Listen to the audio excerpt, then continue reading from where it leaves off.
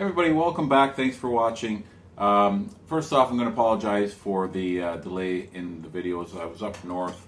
I put out a video last week. It was pretty bad. The quality was awful. I had to, because the internet up there is so bad that I had to chop it up into small bits, send it down south, and then it was put back together and posted. And so from now on, I'm going to film all the videos from home. So I'm just going to give you a quick update of what's been done in the last 3 weeks. I was gonna buy all the shares on video, but yeah, because of the last 2 weeks, I pretty much had no internet. I had to do it all myself. So I'm gonna give you an update on what I've been doing for the past 2 weeks. So let's go into our TFSA here. I'm gonna pop it up on the screen. So Brookfield, I bought another couple shares of that, and we're actually we're up 4% on Brookfield right now because we averaged down all the way down to 42, even though we bought at 50 to begin with. Because of dollar cost averaging, we're actually making a profit, even though it's only 48. Canadian Nationals continue to go down. That's because of the bidding war that they're currently involved in. I expect that situation to drag on into next year, so it's going to stay down for a while, and I'm going to add to it throughout the year. I added Power Corporation of Canada. That's the company that owns a big part of not Questrade, Wealthsimple. That's what we're using with this portfolio. Wealthsimple, if you're not familiar, it's Canada's first no-fee, no-commission brokerage. You can download the app on your phone, get started for free with as little as $1. But if you deposit $100 and start trading with that, and you use the code that's on your screen right now, that's going to give you $10, and then I'm going to give you $5 on top of that if you use that code right there. So QU, we purchased a few more. We're up to 14 shares. That bounces up and down because that's a big one for day traders because of the volatility. They'll jump in and out. Trading and investing, they're two different things. We're doing completely separate. Don't get them confused. But we are playing on the same field because we're buying the same stocks. So you kind of got to work around the traders, and they're heavy into QU because it bounces between the 30-cent, 40-cent mark. They try to take advantage of that. So it doesn't bother us. We're in for the long term. So that's currently trading at 35.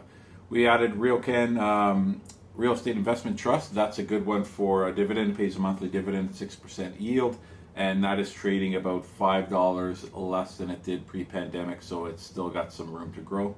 We got TELUS in there. That's another good dividend stock. That's a slow grower, but they do pay a good dividend. And then we have an ETF here. It's TEC Tech. That's the global technology leaders. I wanted some exposure to the U.S. and worldwide, and that gives us both. And with the technology sector taking a beating lately, I wanted to get into that, so that gives us exposure to all of those in one fund. We got 2 shares of that, and then WSP. As you know, we bought that last video for 125. It's up already 8%, so that's doing very well. So our portfolio right now, we're up $14, give or take, for the complete time period that we've been doing it. This is our 6th week. We're going to go over to a spreadsheet that I created here. It's going to show you. Let me pop that up here.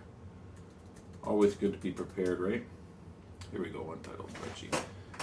So our first stock we purchased was on April 22nd, and as you can see here, we are comparing ourselves to the TSX. So the TSX is up 2.14% since that day, and our portfolio is 2.32%. Now this number that you see here highlighted in yellow, that is the ESG rating. That's for that says for environmental, social, and governance. I'm going to put that on the screen up here so you can see it better. So it rates the company in 3 different categories: environmental, social, which is their relationship with their customers, suppliers, employees, and then governance is their leadership, CEO payouts, and how they handle stuff like that. So that bundles that all up into one easy number. 18.83 is a little bit on the high end. If you look at this chart here that I got, I want to be in the low range, usually 15, about 15 to 18 or so. And I'm not gonna invest in any companies that are above 24. I have a watch list down here. I'm gonna put that on your screen as well. You can see with the companies and the ESG ratings. There are a couple high ones, but the sectors that I've been in, industrial and energy, they're generally pretty high, and I've chosen companies on the low end of those spectrums here. So I'm going to focus more on the low ESG numbers for a little bit, just to get that number down. Blah, blah, blah, blah, blah. Now, another thing we're doing, there might be some bonus videos, maybe once every 4 weeks or so.